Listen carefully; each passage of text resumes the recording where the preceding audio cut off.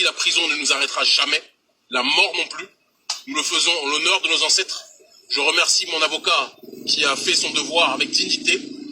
Je pense avoir exprimé durant ce procès la pensée d'un certain nombre de gens. Nous réfléchirons sur l'opportunité de faire appel. Mais j'ai envie de dire aux autorités, à nos présidents, que la prochaine fois, il faut qu'ils réfléchissent à 2 fois avant de nous arrêter de cette façon. Parce que nous avions déjà été grandement entendus lors de la conférence. Mais en nous persécutant de la sorte, on a entendu 10 fois, voire 100 fois plus par la jeunesse africaine. Et donc, je pense que question communication, les autorités n'ont pas été du tout stratégiques en nous persécutant.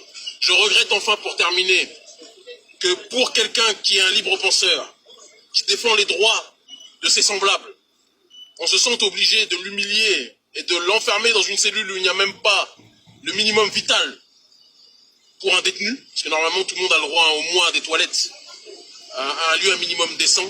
Je constate que je n'ai pas eu ça. Et pour conclure, je dirais à certaines personnes qui ont crié victoire trop tôt, qui se réjouissaient de notre arrestation, je ne vais pas citer le nom d'un certain Ismaël, il se reconnaîtra, et de certaines personnalités, mais il faut qu'ils sachent que l'histoire va dans notre sens aujourd'hui. Que la jeunesse africaine n'est plus décidée à se laisser marcher dessus. Un peu partout où nous sommes interdits et censurés, je constate que nos avis sont majoritaires. Et sur les réseaux sociaux, un petit Africain né dans la diaspora, rentré il y a 10 ans sur le continent, réunit aujourd'hui beaucoup plus de sympathisants que la plupart de nos dirigeants africains qui, eux, sont obligés de dépenser des sommes astronomiques pour avoir un semblant d'audience. Nous, on ne dépense pas un centime de francs CFA ou d'écho, même si c'est la même chose en réalité. Pour avoir une audience, les gens nous entendent parce qu'ils savent que le message que nous donnons, que nous transmettons, est un message de dignité, un message de sincérité, et que nous irons au bout. Ce n'est pas le combat de Kémy Séba, je tiens à le préciser, parce qu'on a essayé de personnaliser la thématique.